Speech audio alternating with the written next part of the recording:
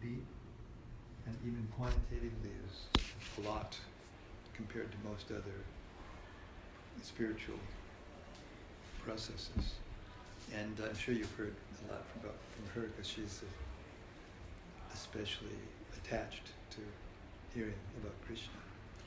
But this book is, the Bhagavad Gita is the undergraduate study, the Srimad Bhagavatam is the graduate study, and the Caitanya-caritamrta is the postgraduate study. And we're reading hey, Hare Krishna, Hare Bol, how nice to see you. Good to see you. And we're reading the last chapter of the Caitanya-caritamrta. This is the cream of the cream of the cream of the cream.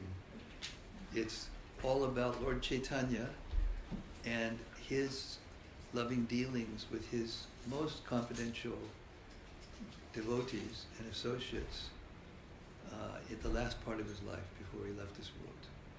So we're reading tonight, we were reading about the glories of Haridas Thakur, who was given the title by Lord Chaitanya, Namacharya. And he did all kinds of things to demonstrate the power of devotional service. And one of the most striking things we just are hearing about now, we're in the middle of this story, was that he was chanting 192 rounds a day, every day. 192 rounds. Just calculate, put that into your computer, and try to understand how deep and advanced you'd have to be to do that, and how attached to Krishna you would have to be to do that. So, in order to demonstrate the position of a person who is that advanced, one envious person wanted to defame him. This is the nature of the material world. There are persons who want to go to God, and there are persons that want to take people away from God and never go to God. So this one person named Ramachandra Khan, he was like that. He was envious of the devotees, and particularly he was envious of Haridas Thakur because he was born in a Muslim family. And he became the greatest Vaishnava. And therefore Ramachandra Khan was very envious, and he was figuring out a way, how can I defame this person? So he was very influential among all the local people, Haridas Thakur. And what he did was, he brought the prostitutes, and he said, you all figure out a way to degrade him. And then I will send my constable, and as soon as he sees this happening, he will bring him to me, and I will arrest him, and then we will punish him. So anyway, the prostitute came and displayed her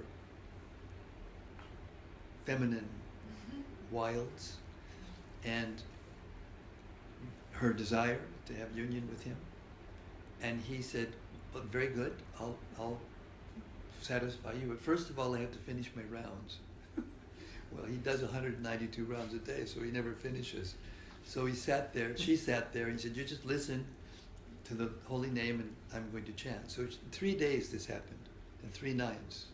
And on the 3rd night, she was converted. And she confessed to him that this man, this zamindar, had hired her to degrade him and defame him. And then she fell at his feet, and she was completely converted to a devotee, pure devotee. So now that's where we are in the story. Okay? Jai Jai Sri Caitanya Jai Nityananda. Jai Jai Sri Caitanya Jai Nityananda. Jai Advaita Chandra Jaya Gaur Bhakta Vrinda. Jai Advaita Chandra Jaya Gaur Bhakta Vrinda. Jaya Jaya Sri Caitanya Jai Nityananda. Jai Jai Sri Caitanya Jai Nityananda. Jai Advaita Chandra Jaya Gaur Bhakta Vrinda. Jai Advaita Chandra Jaya Gaur Bhakta Vrinda. So when the prostitute surrendered to Haridas Thakur and said, now please, you be my spiritual master and guide me, What should I do? And Haridas Thakur said, you immediately go home and you give all of your earthly possessions to the brahmanas.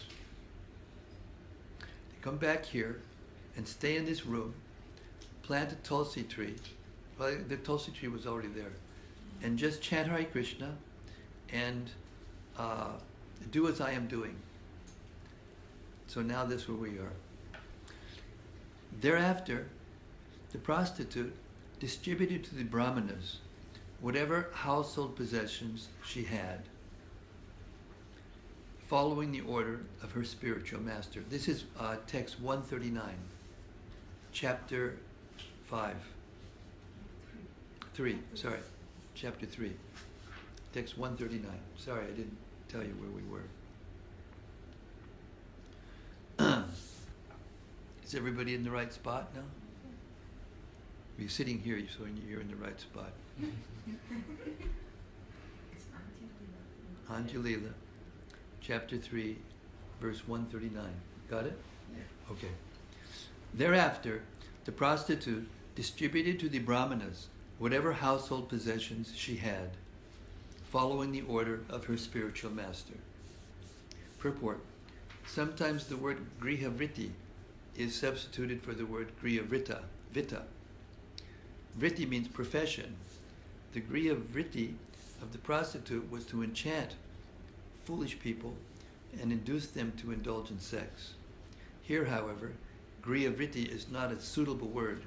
The proper word is grihavita, which means all the possessions she had in her home. All the girl's possessions had been earned by professional prostitution and were therefore products of her sinful life. When such possessions are given to brahmanas and Vaishnavas who can engage them in the service of the Lord because of their advancement in spiritual life, this indirectly helps the person who gives the charity, for he is thus relieved of sinful reactions. As Krishna promises, ahang tvam sarva papebhyo mokshayi shami, I shall save you from all sinful reactions.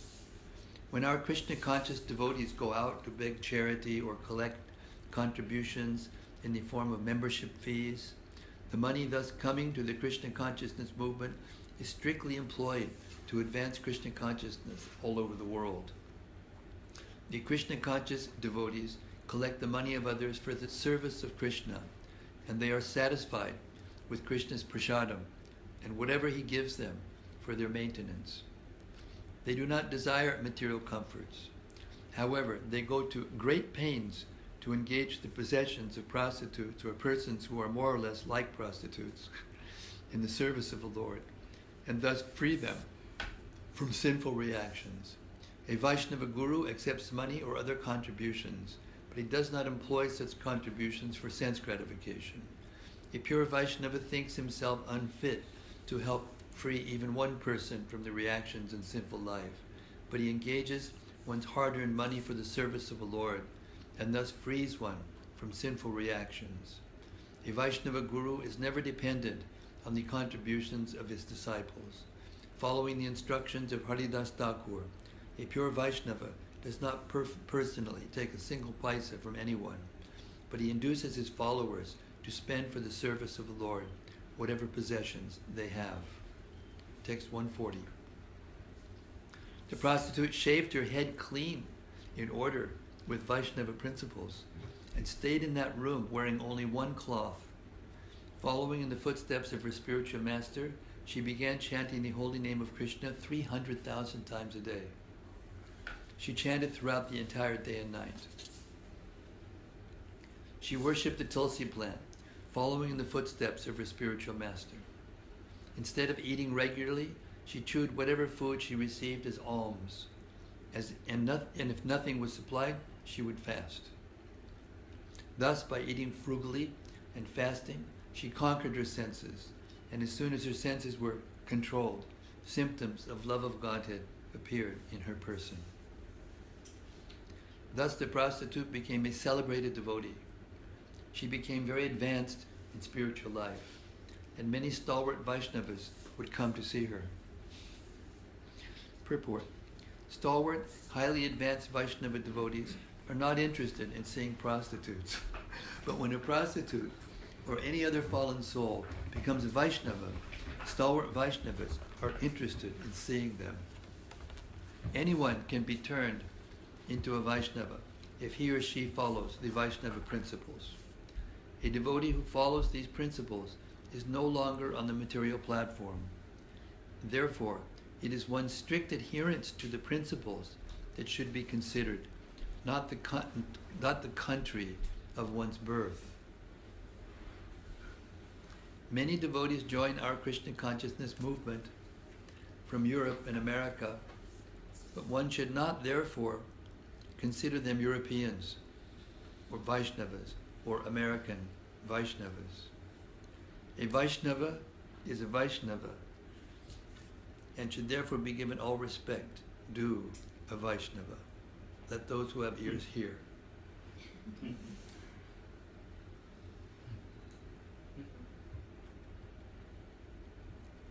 Seeing the sublime character of the prostitute, everyone was astonished. Everyone glorified the influence of Haridas Thakur and offered him obeisances. Purport. It is said, Palena parichiyate. One is recognized by the result of his actions. In Vaishnava society, there are many types of Vaishnavas. Some of them are called Goswami, some are called Swamis, some are Prabhus, and some are Prabhupada. One is not recognized, however, simply by such a name.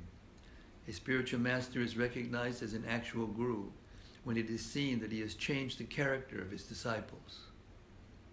Haridas Thakur actually changed the character of the professional prostitute. People greatly appreciated this, and therefore they all offered obeisances to Haridas Thakur and glorified him. By inducing a prostitute to disturb Haridas Thakur, Ramachandra Khan caused a seed of offense at his lotus feet to germinate. This seed later became a tree, and when it fructified, Ramachandra Khan ate its fruits. This offense at the lotus feet of an exalted devotee has resulted in a wonderful narration. Taking advantage of the opportunity afforded by these incidents, I shall explain what happened. O devotees, please listen. Ramachandra Khan was naturally a non-devotee. Now, having offended the lotus feet of Haridas Thakur, he became just like a demoniac atheist. Because of blaspheming the cult of Vaishnavism and insulting the devotees for a long time, he now received the results of his offensive activities. Purport. Ramachandra Khan was a great offender at the lotus feet of the Vaishnavas and Vishnu. Just as Ravana, although born of a Brahmana father, Vishwashrava, was nevertheless called an Asura or Rakshasa because of his offenses against Lord Ramachandra, Vishnu, and Hanuman, a Vaishnava. So Ramachandra Khan also became an Asura because of his offenses against Haridas Thakur and many others. When Lord Nityananda returned to Bengal to preach the cult of Bhakti, love of Godhead, he began touring all over the country for two purposes: to spread the cult of Bhakti and subdue the atheists. Lord Nityananda, the most dedicated devotee of the Lord, take your seat, Prabhu.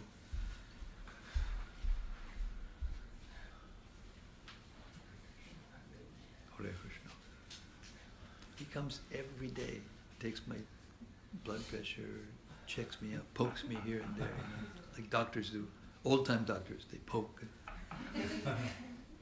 listen.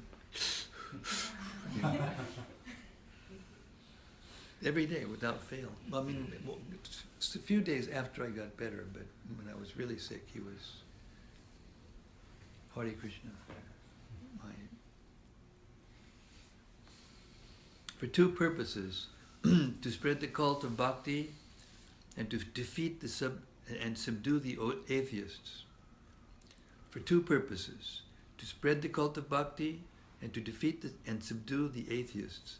Lord Nityananda, the most dedicated devotee of the Lord, moved throughout the country.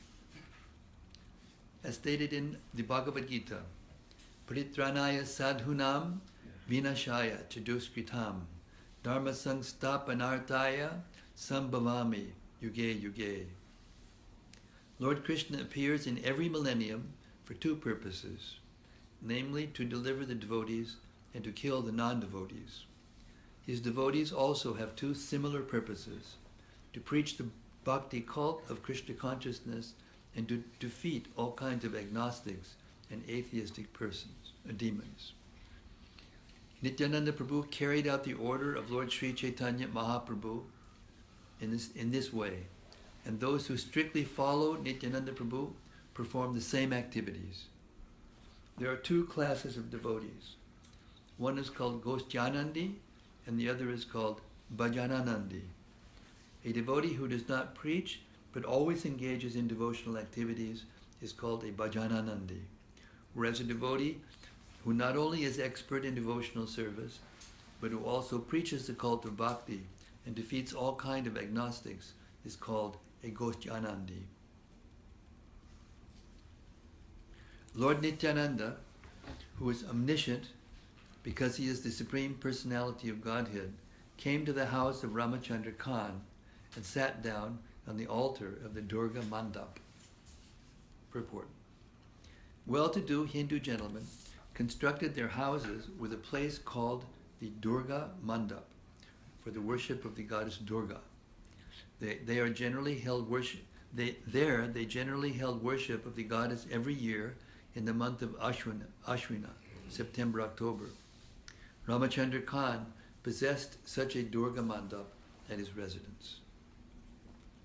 When the Durga Mandap, the courtyard, became filled with crowds of men, Ramachandra Khan, who was inside the house, sent his servant to Lord Nityananda. Purport. In those days, and also even now, the palatial buildings of respectable people, especially in the villages of Bengal, were divided into two parts. The inside part was especially meant for the family, and the ladies would live there unexposed to men. That part was called the Bitarabadi, or inside house. In the outside house, or Bahirbadi, the respectable gentleman received visitors and kept his business office. The Durga Mandap would be part of the outside house. Thus, when Lord Nityananda entered the outside house, Ramachandra Khan was in the inside house with the members of his family. When Nityananda Prabhu arrived, Ramachandra Khan did not receive him personally, but sent his servant to inform him indirectly to go away. The servant informed Lord Nityananda, "My dear sir, Ramachandra Khan has sent me to accommodate you in some common man's house. You might go to the house of a milkman, for the cowshed is spacious. Whereas the space here in the Durga Mandap is insufficient because you have many followers with you." When Nityananda Prabhu heard this order from the servant of Ramachandra Khan, he became very angry and came out. Laughing very loudly, he spoke as follows. "Ramachandra Khan has spoken rightly. This place is unfit for me. It is fit for cow-killing meat-eaters." Having said this, Lord Nityananda stood up and left in an angry mood. To chastise Ramachandra Khan, he did not even stay in that village. Ramachandra ordered the servant to dig up the dirt in the place where Nityananda Prabhu sat. To purify the Durga Mandap temple and the courtyard, Ramachandra Khan sprinkled and smeared it with water mixed with cow dung, but still his mind was unsatisfied. Ramachandra Khan's business was questionable, for he tried to avoid paying income tax to the government. Therefore, the government's minister of finance was angry and came to his residence. The Muslim minister made his residence in the Durga Mandap of Ramachandra Khan. He killed a cow and cooked the meat at that very place. he arrested Ramachandra Khan, along with his wife and sons, and then he continuously plundered the house and village for 3 days. In that very room, he cooked the flesh of a cow for 3 consecutive days. Then, the next day, he left, accompanied by his followers. The Muslim minister took away Ramachandra Khan's position, wealth, and followers. For many days, the village remained deserted. Wherever an advanced devotee is insulted, for one man's fault, the entire town or place is afflicted. Haridas Thakur walked until he came to the village known as Chandapur. There he stayed at the house of Balaram Acharya. Purport. The village of Chandapur is situated near the confluence of the rivers Ganges and Jamuna at Saptagram in the district of Hooghly. Chandapur is just east of the house of the 2 brothers Govardhan and Hiranya, the father and uncle of Raghunatha Goswami, respectively. In Chandapur lived Balaram Acharya and Yadunandana Acharya, the priests of these 2 personalities, and when Haridas Thakur went there, he lived with them. Srila Bhaktisiddhanta Saraswati Thakur says that the name of this village was later changed to Krishnapur. Hiranya and Govardhan were the 2 governmental treasurers in that division of the country.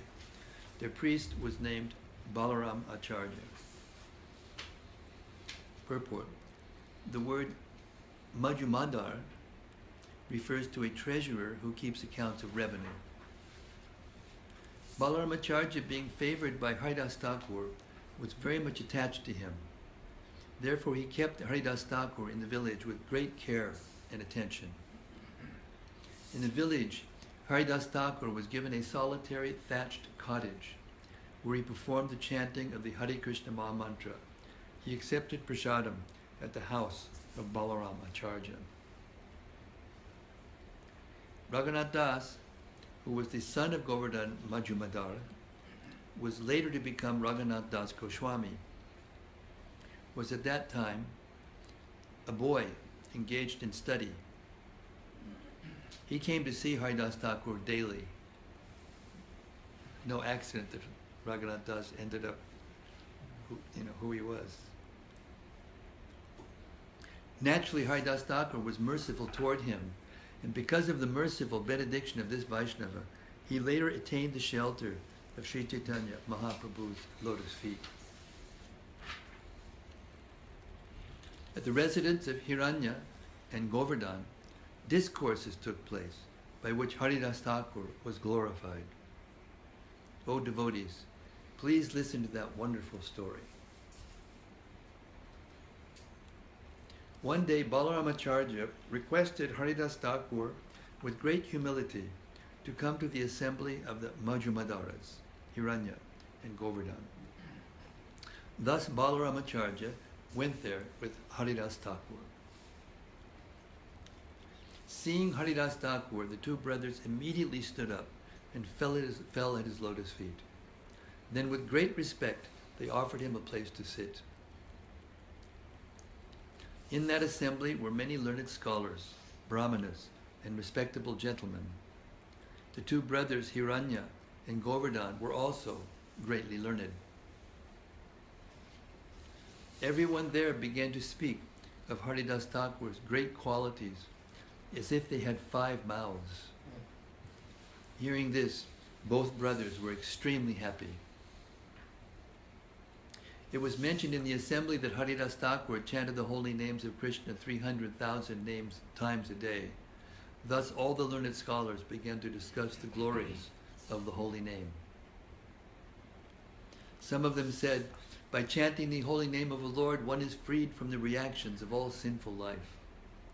Others said, simply by chanting the holy name of Krishna, a living being is liberated from material bondage. Haridas Thakur protested, these 2 benedictions are not the true result of chanting the holy name. Actually, by chanting the holy name without offenses, one awakens his ecstatic love for the lotus feet of Krishna. When a person is actually advanced and takes pleasure in chanting the holy name of the Lord, who is very dear to him, he is agitated and loudly chants the holy name. He also laughs, cries, becomes agitated, and chants just like a madman, not caring for outsiders. Purport. For an explanation of this verse, one may consult chapter 7, text 94 of the Antya-lila. Liberation and this is Haridas Thakur is continuing to speak. Liberation and extinction of the reactions of sinful life are two concomitant byproducts of chanting the holy name of the Lord. An example is found in the gleams of morning sunlight. As the rising sun immediately dissipates all the world's darkness, which is deep like an ocean, so the holy name of the Lord, if chanted once without offenses, dissipates all the reactions of a living being's sinful life. All glories to that holy name of the Lord, which is auspicious for the entire world. Purport. This verse is found in the Padyavali 16, an anthology of verses compiled by Srila Rupa Goswami. After reciting this verse, Haridas Thakur said, "O learned scholars, please explain the meaning of this verse." But the audience requested Haridas Thakur, "It is better for you to explain the meaning of this important verse." Haridas Thakur said, "As the sun begins to rise," emergency, emergency, someone's in need of a doctor.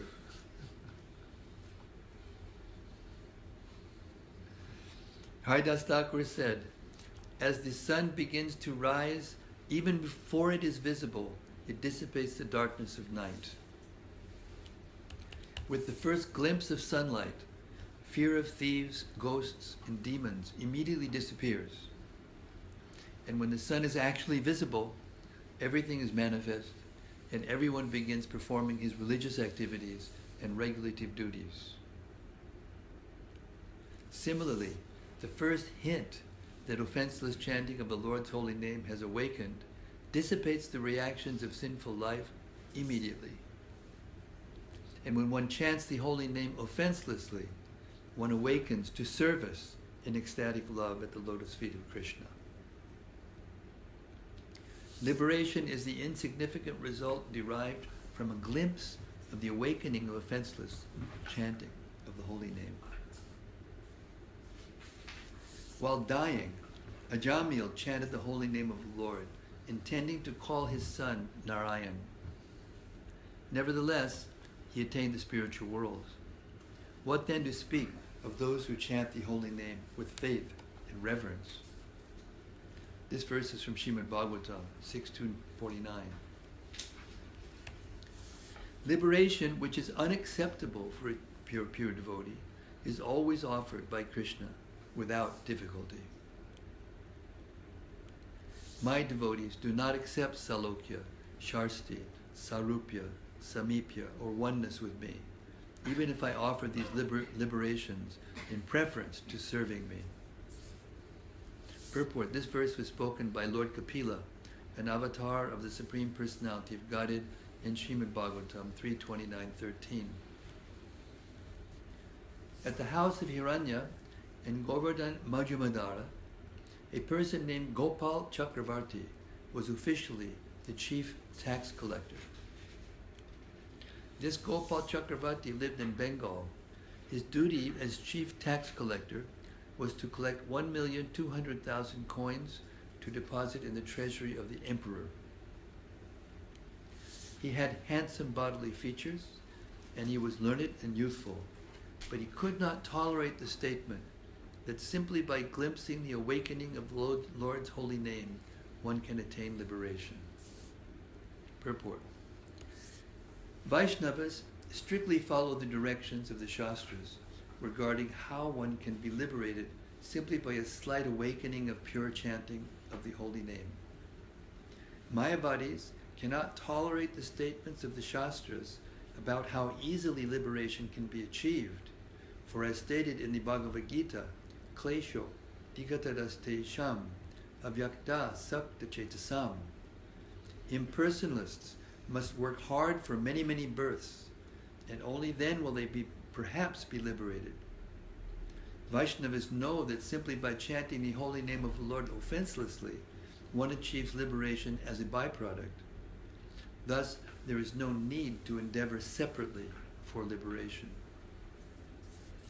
Srila Bilva Mangal Thakur has said, Mukti Swayam Muktilanjali Sevate Sman. I gotta get that right. Mukti Swayam Mukulitanjali Sevate Sman. Liberation stands at one's door, ready to render any kind of service, if one is a pure devotee with unflinching faith and reverence. This the Mayavadis cannot tolerate. Therefore, the Arinda Pradhana, chief tax collector, although very learned, handsome, and youthful, could not tolerate the statements of Haridas Thakur. This young man, Gopal Chakravarti, became very angry upon hearing the statements of Haridas Thakur. He immediately criticized him. "O assembly of learned scholars," he said, "just hear the conclusion of the emotional devotee. After many millions upon millions of births, when one is complete in absolute knowledge, one still may not attain liberation. Yet this man says that one may attain it simply by the awakening of a glimpse of the holy name." Haridas Thakur said, "Why are you doubtful? The revealed scriptures say that one can attain liberation simply by the glimpse of offenseless chanting of the holy name. For a devotee who enjoys the transcendental bliss of devotional service, liberation is most insignificant. Therefore, pure devotees never desire to achieve liberation. My dear Lord, O Master of the universe, since I have directly seen you, my transcendental bliss has taken the shape of a great ocean. Being situated in that ocean, I now realize all other so-called happiness, including even Brahmananda, to be like the water contained in the hoofprint of a calf." This verse is quoted from the Hari Bhakti Surudaya. Gopal Chakravarti said, "If one is not liberated by Nam Bas, then you may be certain that I shall cut off your nose." Then Haridas Thakur accepted the challenge offered by Gopal Chakravarti. If by Namabas liberation is not available, he said, certainly I shall cut off my nose.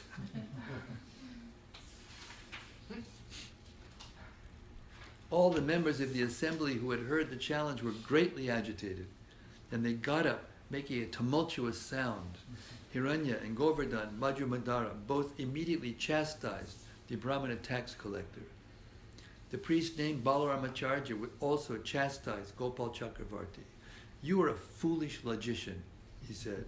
"What do you know about the devotional service of the Lord?" Purport.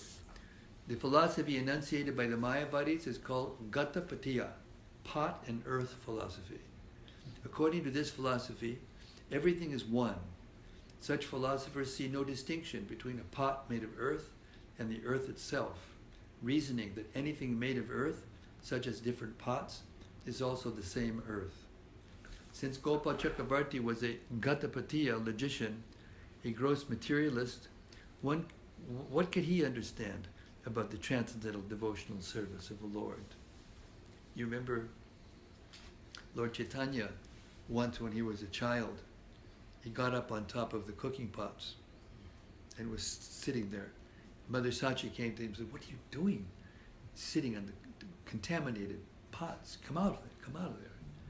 And Lord Chaitanya said, "What are you talking about? These are cooking pots that we use to make prasadam, and they are just earth, and they will go back to the earth. And you are giving me sweet meats, but they're the same as the earth because they came from the earth. So the cooking pots came from the earth. The prasadam comes from the earth. So how can I be contaminated by sitting on these pots?" So look, Mother Sachi, simple woman, she said, "Earth made into a pot, I can carry water. And if you put water into a pile of dirt, it's useless. Can't do it. So therefore there's a difference also, isn't there? And Lord Chaitanya looked at me and said, why didn't you tell me this philosophy before?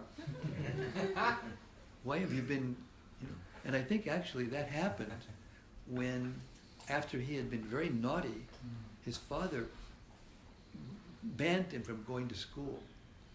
So then Lord Chaitanya started being very naughty and doing all kinds of crazy things. And this was one of them. And then he said, well, you can't expect me to know these things if you don't let me go to school.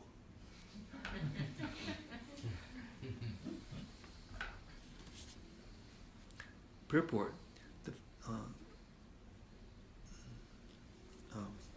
I finished that. Text 202. You have insulted Haridas Thakur. Thus there will be a dangerous position for you. You should not expect anything auspicious. Then Haridas Thakur got up to leave, and the Majubadaras, the masters of Gopal Chakrabarti, immediately kicked him out and dismissed him from their service. With all the members of the assembly, the two Majubadaras fell at the lotus feet of Haridas Thakur. Haridas Thakur was smiling, however, and he spoke in a sweet voice. None of you are at fault, he said.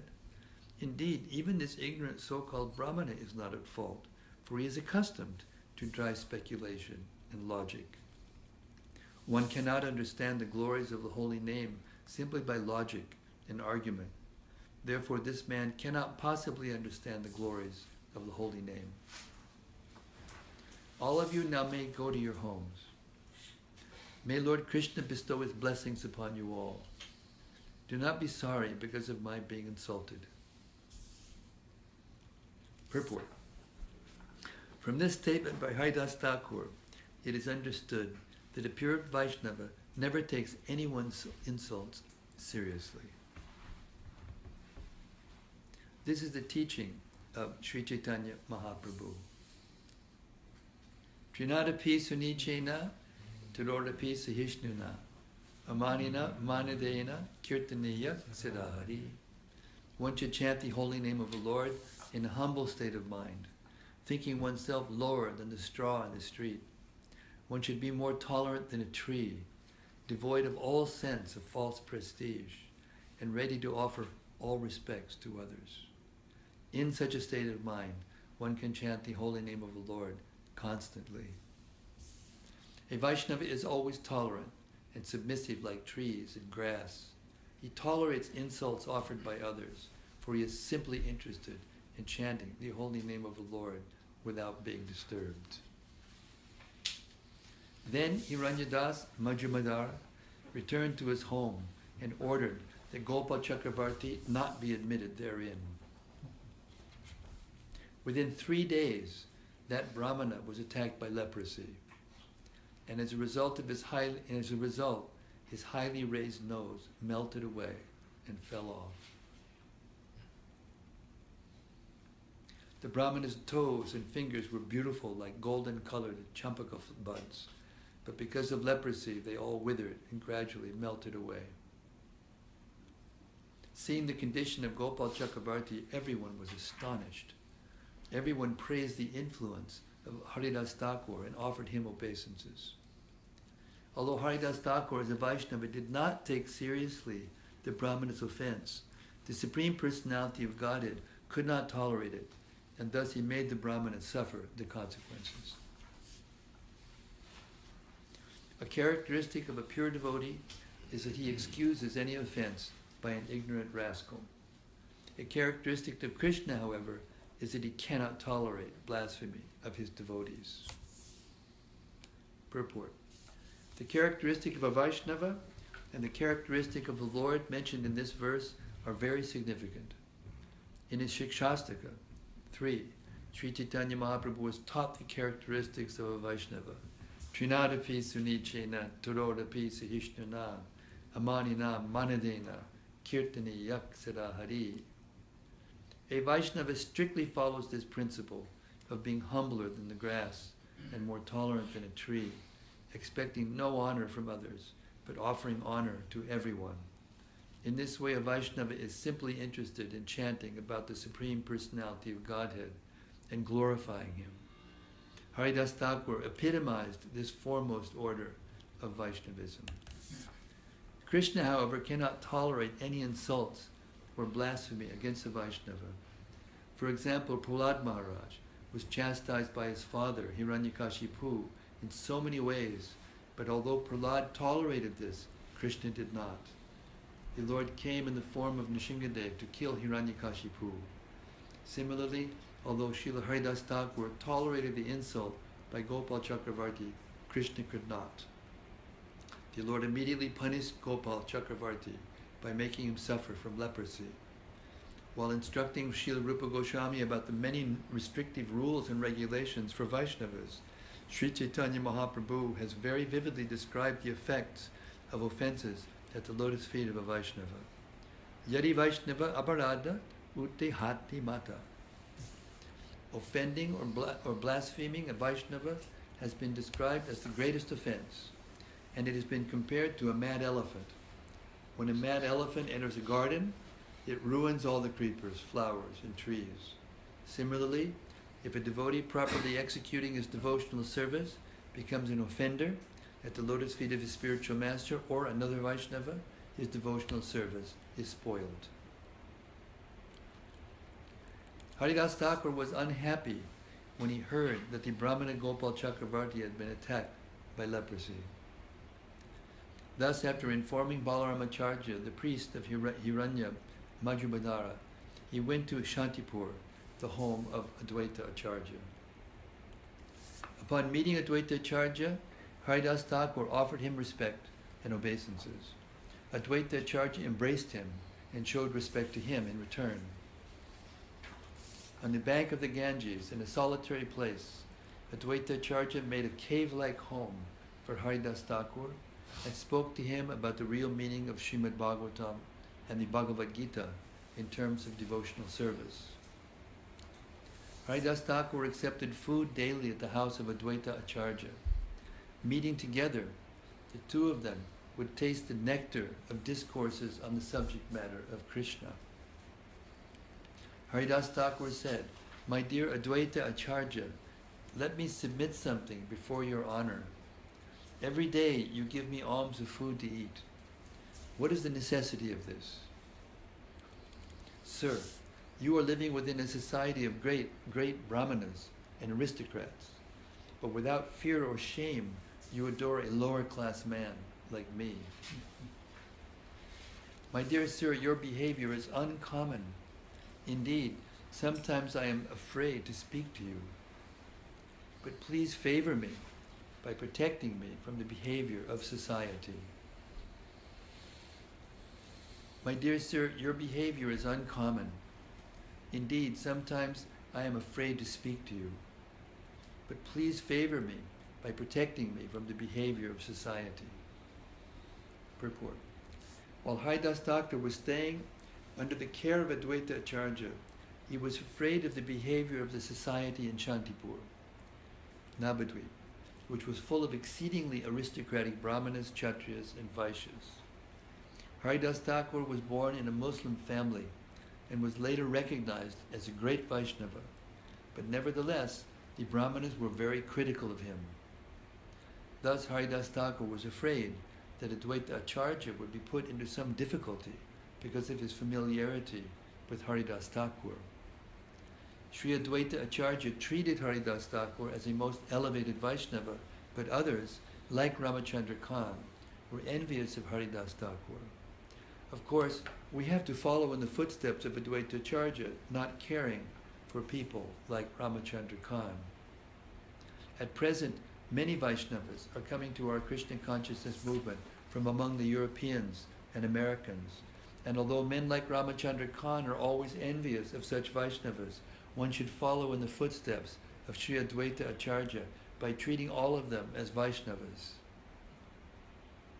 Although they are not as exalted as Haridas Thakur, such Americans and Europeans, having accepted the principles of Vaishnava philosophy and behavior, should never be excluded from Vaishnava society. That those who have ears hear. Without us Americans and European lechas and yavanas, you guys wouldn't be sitting here. Go see the movie. Huh? Go see the movie. And you'll see it in front of your very eyes. And any person who comes here and who takes the chanting of the Hare Krishna mantra seriously, we should worship that person, whoever they are.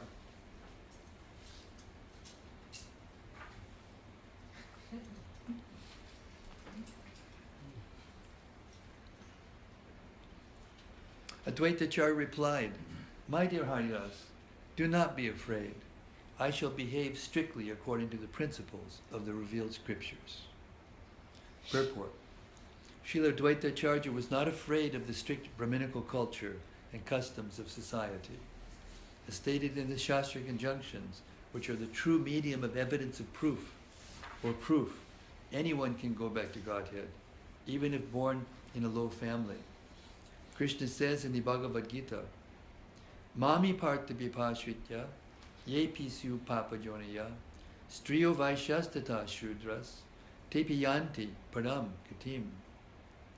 O son of Pritha, those who take shelter of me, though they be of lower birth, women, Vaishyas, merchants, and Shudras, workers, can attain the supreme destination. Though having taken a low birth in human society, one who accepts Krishna as the Supreme Personality of Godhead is quite competent to go back home, back to Godhead. And one who is a bona fide candidate for going back to Godhead should not be considered a low-born person or Chandala. That is also a Shastric injunction. As stated in Srimad Bhagavatam 2.4.18, Kirata hunandra tuplinda kupukasha abira shumba yavana kasada yaha yen yecha papa yadapashriyashriyaha shudyanti tasmai prabhavishnave namaha. Not only the Yavanas and Kasadaya, but even those born in still lower families can be purified, Shudyanti, by the grace of a devotee of Lord Krishna. For Krishna empowers such devotees to perform this purification. Advaita Acharya had confidence in the Shastric evidence and did not care about social customs. The Krishna consciousness movement, therefore, is a cultural movement that does not care about local social conventions. Following in the footsteps of Sri Caitanya Mahaprabhu and Advaita Acharya, we can accept a devotee from any part of the world and recognize him as a Brahmana as soon as he is qualified due to following the principles of Vaishnava behavior. Advaita Acharya is continuing. Feeding you is equal to feeding 10 million Brahmanas. Advaita Acharya said, therefore, accept this Shadapatra. Thus Advaita Acharya made him eat. Shraddha is prasadam, offered to the forefathers at a certain date of the year or month. The Shadapatra, or plate offered to the forefathers, is then offered to the best of the Brahmanas in society. Instead of offering the Shadapatra to any other Brahmana, Advaita Acharya offered it to Haridas Thakur, considering him greater than any of the foremost Brahmanas. This act by Sri Advaita Acharya proves that Haridas Thakur was always situated in a transcendental position and was therefore always greater than even the most exalted Brahmana, for he was situated above the mode of goodness of the material world. Referring to the Bhakti Sandarbha, text 177, Srila Bhaktisiddhanta Saraswati Thakur quotes the following statements from the Garuda Purana in this connection. A Brahmana qualified to offer sacrifices is better than an ordinary Brahmana, and better than a Brahmana is one who has studied all the Vedic scriptures. Among such Brahmanas, one who is a devotee of Lord Vishnu is the best, and among such Vaishnavas, one who fully engages in the service of the Lord is the best. bhaktir ashtavida ya isha yasmin mlechepi vartate sa vipendumuni shrishta sagyani chasapanditaha tasmai deyam tato grayam sachapujo yatha harihi. There are many different kinds of devotees, but even a Vaishnava coming from a family of mlechas or yavanas is understood to be a learned scholar, complete in knowledge, if he knows the Vaishnava philosophy. He should therefore be given charity, for such a Vaishnava is as worshipable as the Supreme Personality of Godhead.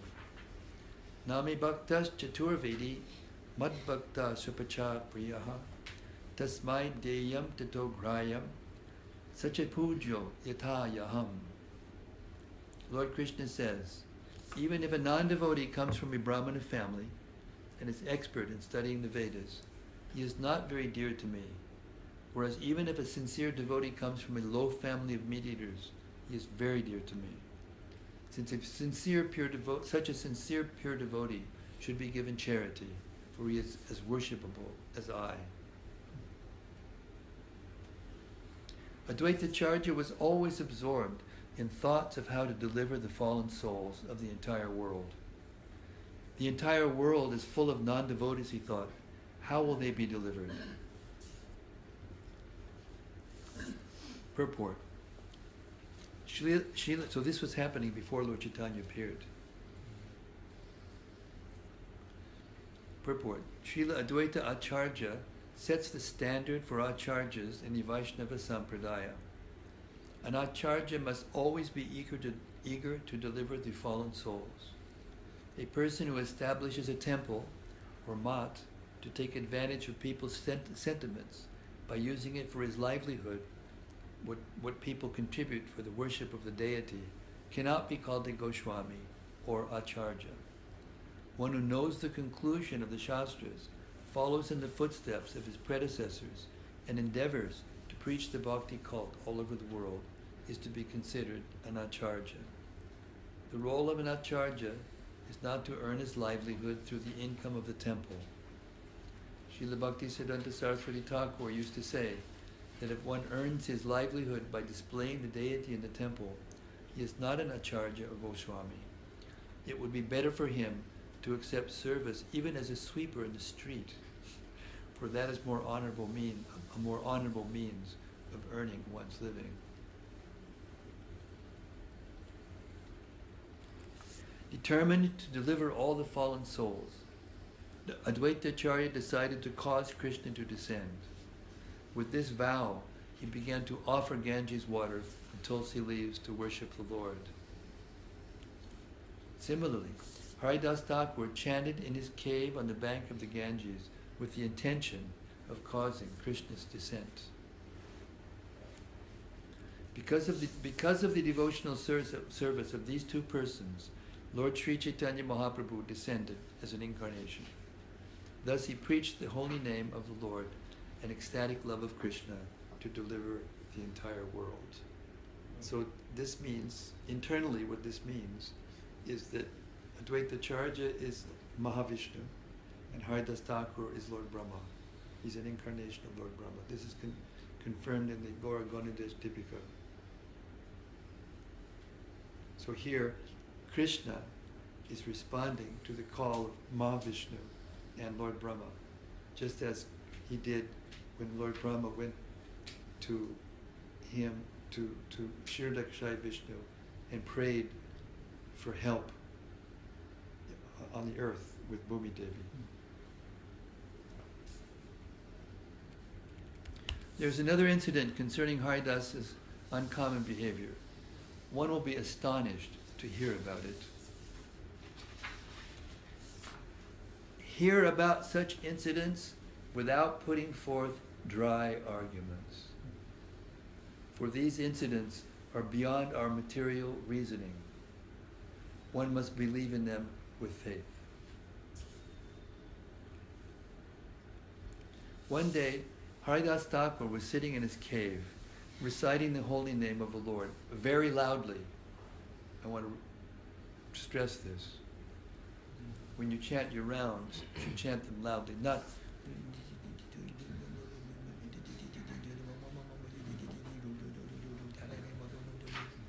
Hare Krishna, Krishna Krishna, Hare Hare, Hare Rama, Rama Rama, Hare Hare. Because you need to hear loudly.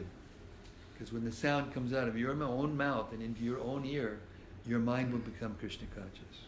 But I would also hear his chanting, right? Exactly. But then what about my chanting? If his voice is like too loud. You get the joy of hearing both. I can't hear mine. And being a chaste wife, then you just listen to the sound of your husband, and you go into ecstasy. You're getting the Sorry about that. Sorry about that.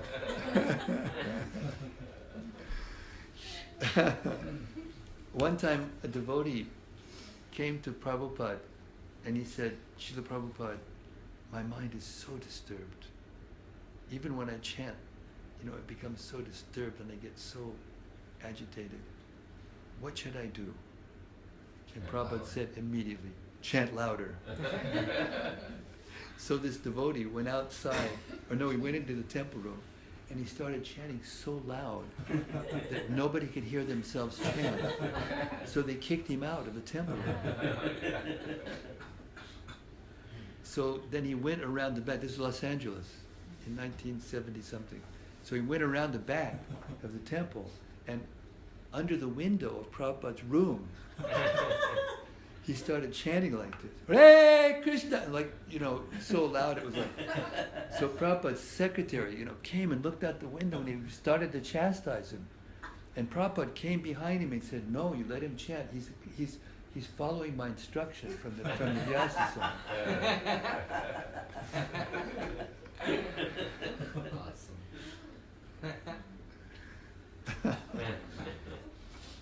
That person is now the chief cook of Krishnan Balaram temple in Vrindavan.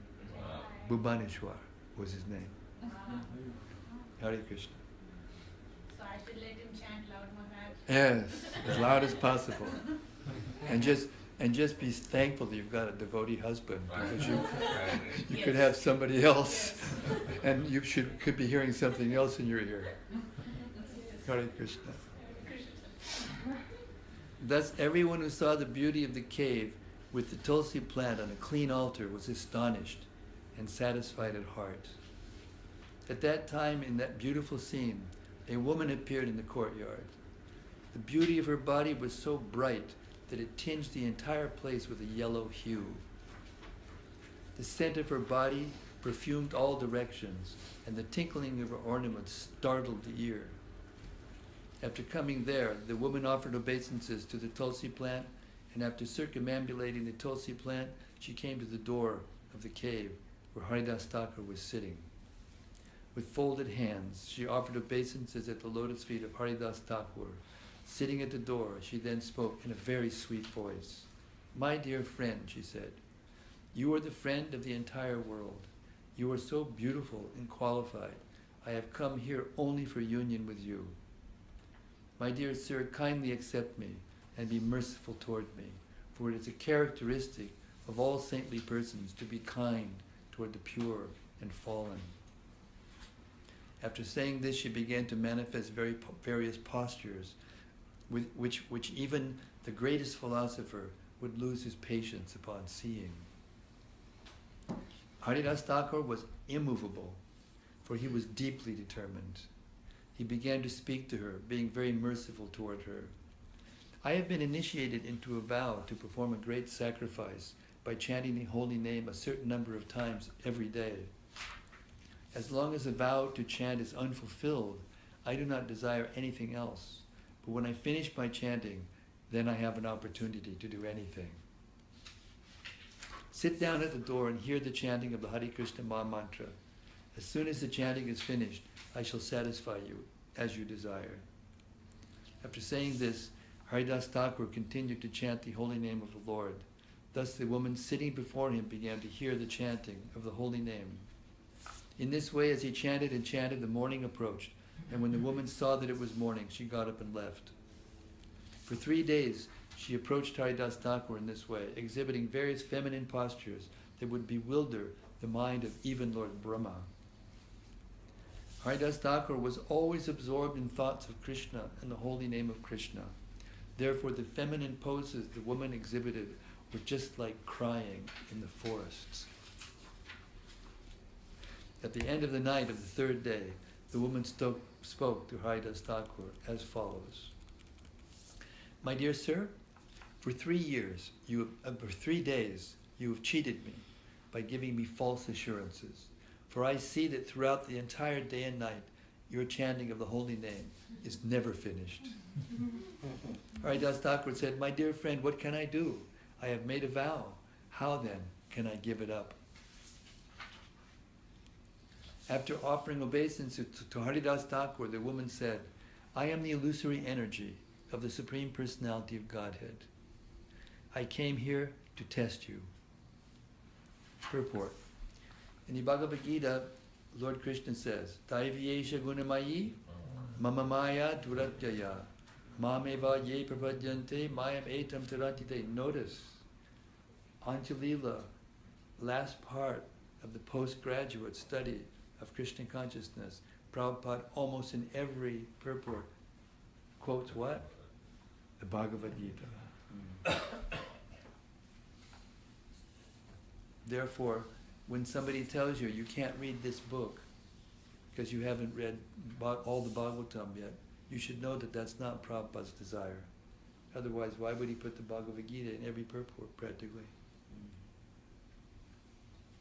The Caitanya-caritamrta pulls together all the scriptures. And even in the verses, this is a purport, but even in the verses, you'll find from time to time sprinkled verses from the Bhagavad Gita. So you can read this book, but you go through the books systematically, but it's not that you can't read this book. This divine energy of mine, consisting of the 3 modes of material nature. We used to distribute this book on the streets when it first came out. Prabhupada insisted. We were saying, but Prabhupada, this is so high and it's so this. And Prabhupada said, no, distribute. This energy of mind, consisting of the 3 modes of material nature, is difficult to overcome. But those who have surrendered unto me can easily cross beyond it. This was actually proved by the behavior of Haridas Thakur. Maya enchants the entire world. Indeed, people have forgotten the ultimate goal of life because of the dazzling attractions of the material world. But this dazzling attraction, especially the attractive beauty of a woman, is meant for persons who are not surrendered to the Supreme Personality of Godhead. Lord says, Mameva ye prapadyante, mayametam tarantite. One who is surrendered unto me cannot be conquered by the illusory energy. The illusory energy personally came to test Haridas Thakur, but herein she admits her defeat, for she was unable to captivate him. How is this possible? It was because Haridas Thakur, fully surrendered to the lotus feet of Krishna, was always absorbed in thoughts of Krishna by chanting the holy names of the Lord 300,000 times daily as a vow.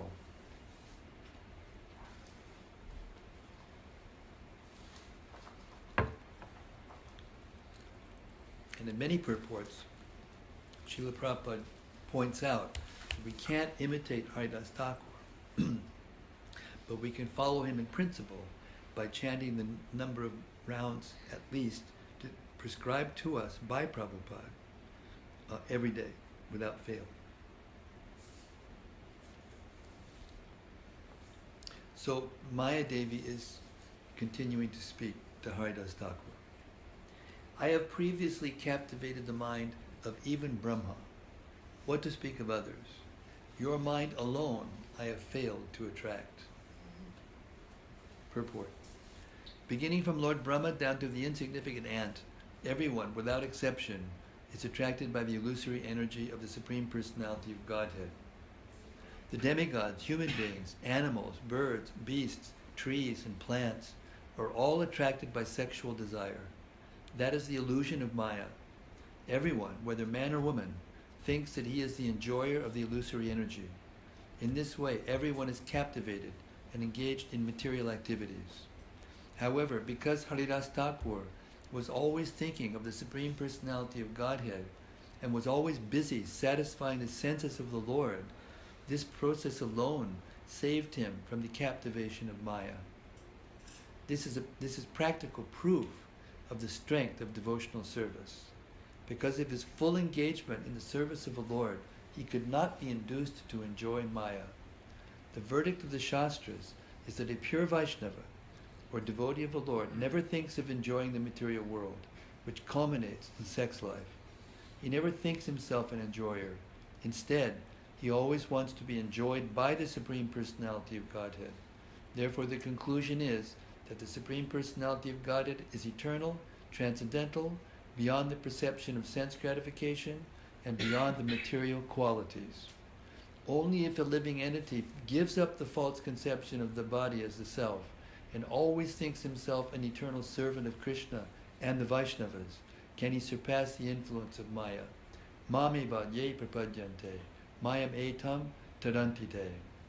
A pure living entity who thus attains the stage of anartha nivritti, cessation of everything unwanted, has nothing to enjoy in the material world. One attains this stage only by properly performing the functions of devotional service. Srila Rupa Goswami has written, Adau, Adhau, Shada, Tatak Sadhu Sangha, Tabhajana Kriya, Tato Nartha Nivritti Syat, Tato Nishta Ruchishtata. In the beginning, one must have a preliminary desire for self-realization. This will bring one to the stage of trying to associate with persons who are spiritually elevated. In the next stage, one becomes initiated by an elevated spiritual master, and under his instruction, the neophyte devotee begins the process of devotional service. By execution of devotional service, under the guidance of the spiritual master, one becomes freed from all material attachments, attains steadiness in self-realization, and acquires a taste for hearing about the absolute personality of Godhead, Sri Krishna. Bhakti Rasamrita Sindhu 1.4.15. If one is actually executing devotional service, then anarthas, the unwanted things associated with material enjoyment, will automatically disappear. So this is a very important point. I must speak something about it shortly. There are approximately 3,000 personalities mentioned in Srimad Bhagavatam. Some of them very, very exalted. Some of them exalted but not mentioned very much. We don't know very much about them. It's just this one was big out with this one, that one's big out by that one, and so on. Out of all those 3,000, only 33 are mentioned explicitly as having gone back to Godhead.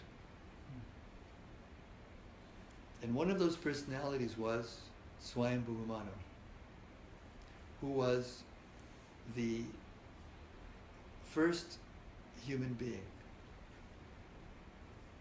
and the king of the universe, or the human society, rather. So just imagine, we think we're busy and responsible. Well, he was responsible for the upkeep of all of human society. He was very busy.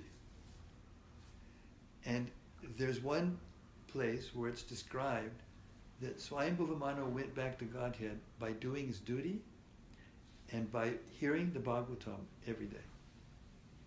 That's all he did in devotional, in his sadhana.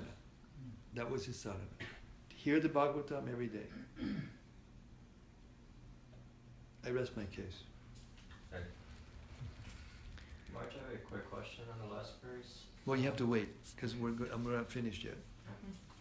But keep your question, because we'll have questions at the end, and reflections. My dear sir, Maya is speaking to Haridas Thakur. My dear sir, you are the foremost devotee. Simply seeing you and hearing you chant the holy name of Krishna has purified my consciousness. Now I want to chant the holy name of the Lord. Please be kind to me by instructing me about the ecstasy of chanting the Hare Krishna Mahamantra. is Maya's becoming a devotee because of associating with Haridas Thakur. This is incredible. There is now a flood of the eternal nectar of love of Godhead due to the incarnation of Lord Chaitanya. All living entities are floating in that flood. The entire world is now thankful to the Lord. Anyone who does not float in this inundation is most condemned. Such a person cannot be delivered for millions of kalpas. Millions of kalpas. Now, purport. The kalpa is explained in the Bhagavad Gita. Srahasya Yuga Paryantam. Aharyad Brahmano Vidu. One day of Brahma is called a kalpa. The yuga or Mahayuga consists of 4,320,000 years, and 1,000 such Mahayugas constitute one kalpa. That's 8,640,000 years. The author of how many of those did he say? 1,000,000 kalpas. 1,000,000 times 8,640,000 years. A long time. That's more difficult to understand than the United States, foreign debt. Something trillion, so $20 trillion. The author of Sri Caitanya-caritamrta says that if one does not take advantage of the Krishna consciousness movement of Sri Caitanya Mahaprabhu, he cannot be delivered from millions of kalpas. Urgency. This is the urgency of preaching Krishna consciousness.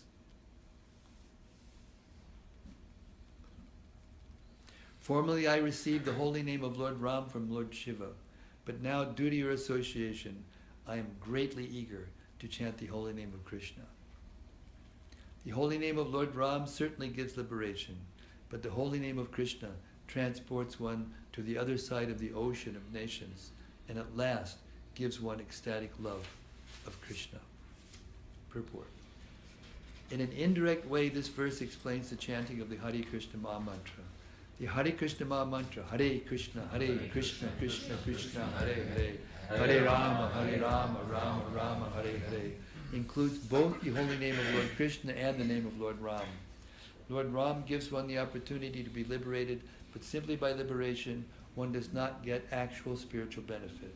Sometimes, if one is liberated from the material world, but has no shelter at the lotus feet of Krishna, one falls down to the material world again. Liberation is like a state of convalescence. Well, this is what I read when I was in Dallas. Liberation is like a state of convalescence in which one is free from fever, but is still not healthy. Even in the stage of convalescence, if one is not careful, one may have a relapse. That's exactly what happened to me. And I was writing my offering to Prabhupada. No, listen. I was writing my offering to Prabhupada, and I was saying to Prabhupada, I can now understand that you were present in your books. And personally, I can have your association. And then I got tired because I had the fever began in London, and I was there and recuperating. And I couldn't write anymore because I was tired. So I picked up the book to read. This is exactly where I was in my reading. And then the next sentence, I said, this is incredible. So I quoted that in my offering, this. And then I said at the end, how's that for being personal? Thank you, Prabhupada, for protecting me so nicely. And then what did I do? I had a relapse. Because I wasn't careful enough of what I ate. Anyway, that's a whole story. You're just getting a part of it. Similarly, liberation does not offer as much security as the shelter of the lotus feet of Krishna. It is stated in Shastra, Yen ye ravindaksha, vimukti manyanas, tvayasta bhavad, avishuddha buddhya, aruya krichjena padam tadak, padantyado nadrita nushpadangrayaha. O Lord, the intelligence of those who think themselves liberated, but who have no devotion, is impure. Even though they rise to the highest point of liberation, by dint of severe penances and austerities, they are sure to fall down again into material existence, for they do not take shelter at your lotus feet. Yushpat Angrayaha refers to the lotus feet of Krishna. If one does not take shelter of Krishna's lotus feet, he falls down.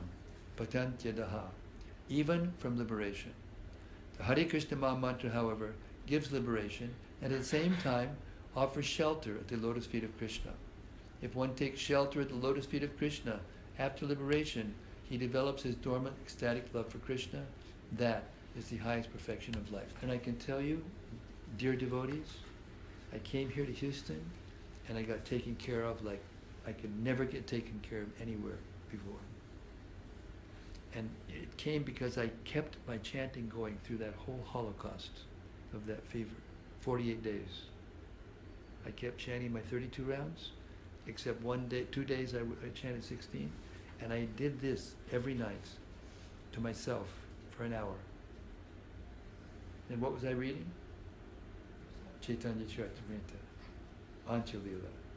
Therefore I can't stop. Therefore I decided to read Antya-lila again to all of you. So this is the mercy of Prabhupada. If we keep chanting, no matter what, we'll get everything. Especially the association of the Vaishnavas and the protection from anything.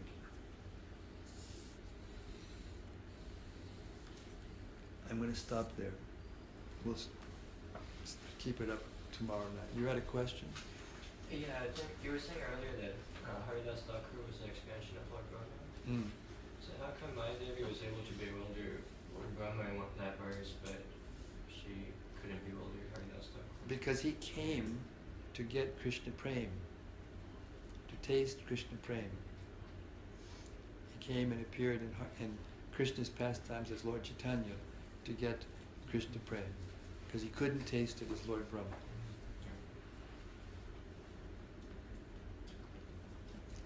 And therefore, he could resist the temptation of Maya.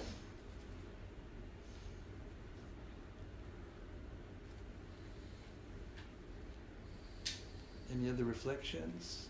Is that all right? Yes. Okay. Any other reflections or questions? Okay, I thank you very much for coming, and we'll be continuing this until the 19th of August, or thereabouts. I'm leaving on 19th, so maybe. But Janmashtami is going to be there. Other things are coming up. So anyway, we'll have to figure out some way to do it at different times. Sometimes. Stay tuned. Hare Krishna. Srila Prabhupada ki jai. Sri Caitanya Mahaprabhu ki jai. Haridas Thakur ki jai. Gaur Premanandi ki jai. Maya Devi ki jai. She surrendered. She surrendered. Absolutely, Sarvana Krishna.